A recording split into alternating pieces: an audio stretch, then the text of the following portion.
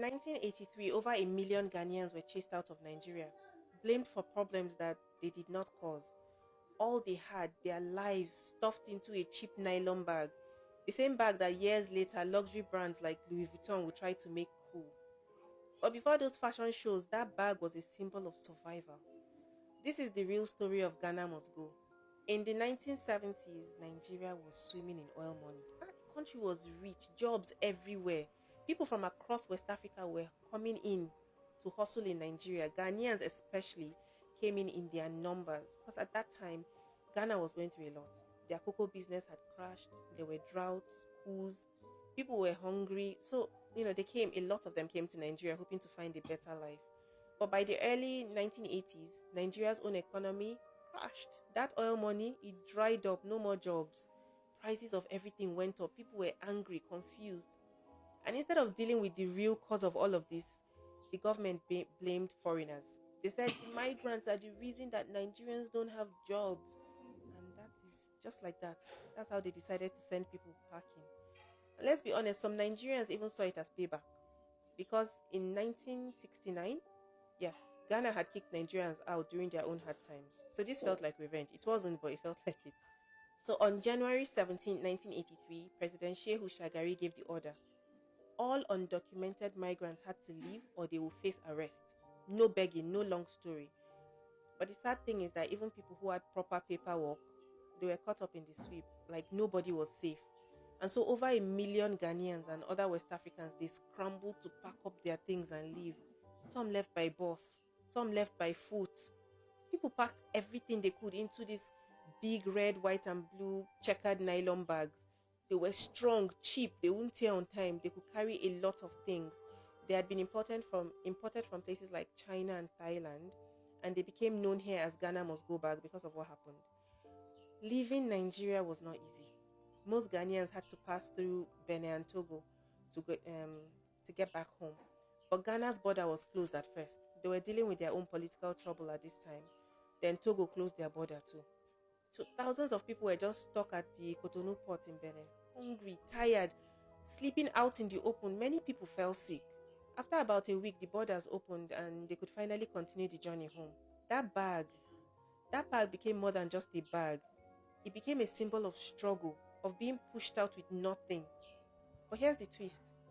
Years later, big fashion brands like Louis Vuitton and Balenciaga, they started making expensive versions of that same bag. The same bag that once showed poverty and pain, they now called it designer. And look at Ghana today. The same country that people were running back to in shame, they've picked themselves up properly. They've worked on their economy, they've improved their democracy, and today, Ghana is one of the most stable countries in West Africa. Gold, cocoa, oil, tourism, they have it all. And now many Nigerians are moving to Ghana looking for a better life. Funny how tables turn, right? That's the real story of Ghana Must Go. Not just the bag, but the story of survival, struggle, strength. Thank you so much for watching this video. If you enjoy stories like this, please follow me. I tell them all the time. So you have heard the real story of Ghana Must Go. You have heard it.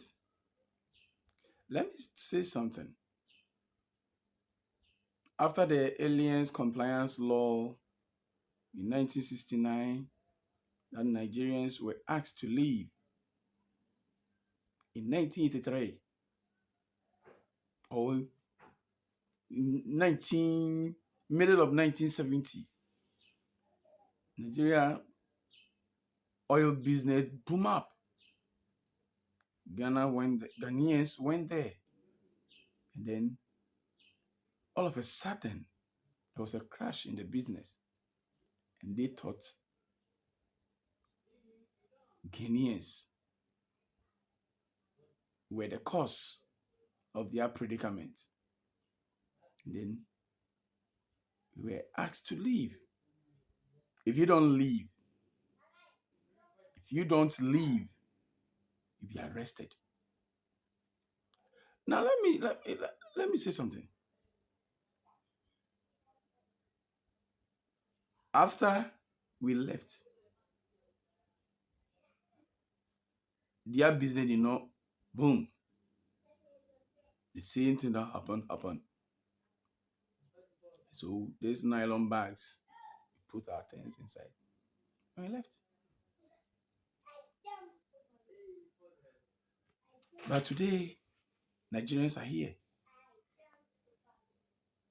Ghanaian business, our Ghanaian business booming. Our businesses, are they booming? But we have started Nigerians to be here. We have accepted them. And now they feel at home. When we went there, an uncle of mine went. When he's telling you the story, we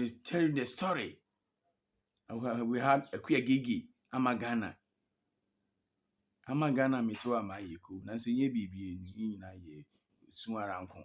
Usunkwa eni ayreho. Yi usunkwa eni ayreho. Amagana meto amayiku. Nanso ye bibi ni na ye suaranko. Look what they passed through. But today, we have welcomed them and they feel at home. They are doing what they want. Some of them are pointing fingers at our noses and a whole lot. You see, Ghana is a peaceful country. We don't pay back. We don't pay back. We don't pay back. We see neighbors as our own.